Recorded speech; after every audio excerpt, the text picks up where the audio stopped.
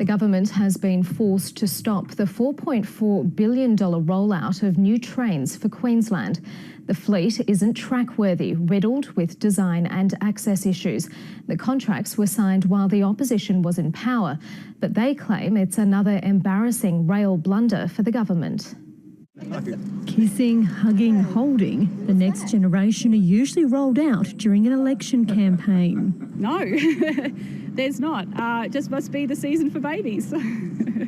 But it's the next generation of trains that's causing a headache. The state's newest fleet is riddled with significant design issues, including problems with the brakes and driver visibility. I am incredibly frustrated, and I am furious that, that we now have to deal with a contract that was signed by the LNP, and the contract is not being delivered under the terms of that contract. 75 new trains have been ordered from India, with 13 already delivered and 2 more on the way. But so far, only 3 are able to be tested on tracks.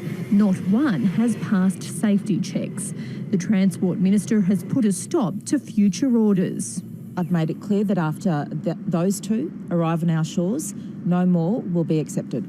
The trains also fail to meet Australian standards for disability access, and the doorways between carriages aren't big enough for wheelchairs. It's not the kind of access that any other person that is a taxpayer of Queensland and a citizen of Queensland would expect.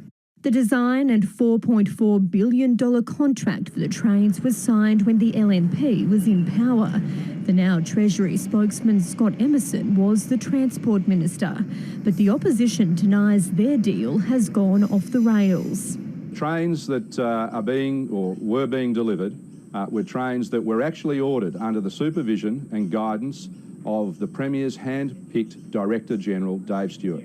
Unions want the contract ripped up and the work returned to Queensland. We have manufacturing facilities across Queensland, from Townsville through to Rockhampton, through to Maryborough, through to Brisbane, who are laying idle, where they can't get work into these facilities and quite could have easily manufactured these trains. The trains were due to be operational last year, but it was pushed back when some of these problems were raised. Given most remain unsolved, the government can't say when the trains will be put into service. And until the government's satisfied, it won't be coughing up a cent. The Queensland Government has not paid any money for the trains we have, and we won't until the testing is complete and these trains are running on our system. But until they're on track, the rail headaches will continue.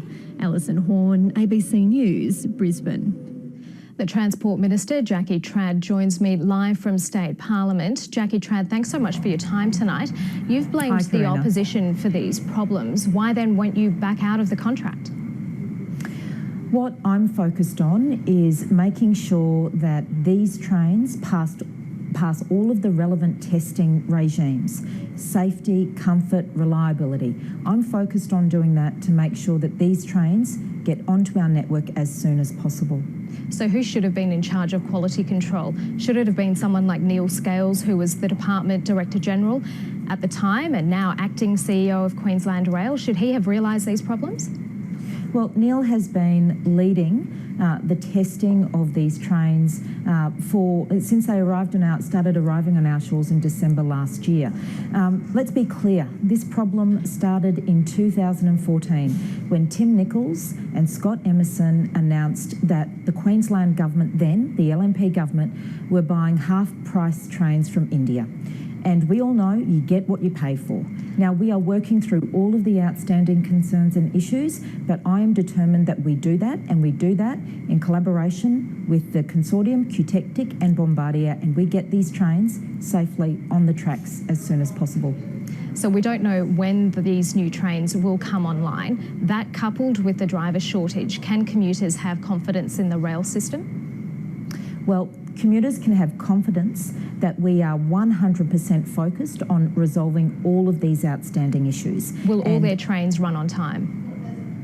well. We are working through every single one of the Strawn inquiry recommendations. That includes stress testing, the timetable, recruiting more drivers, getting the new generation rolling stock on the track. So there are so many elements to the reform process, to fixing the trains, and I'm determined to fix it.